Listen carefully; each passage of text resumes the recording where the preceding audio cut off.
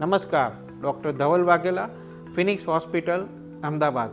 આજે આપણે 10 silent killer એટલે કે 10 લાઇફસ્ટાઇલ ડિઝીઝ વિશે જાણીશું.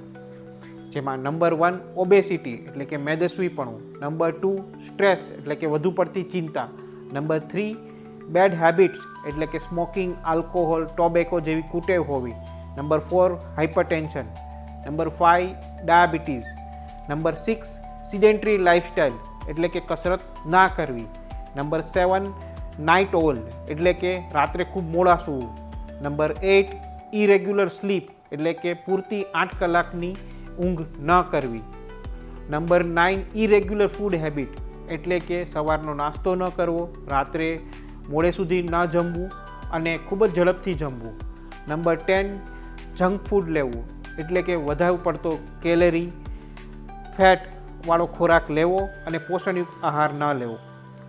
નમસ્કાર.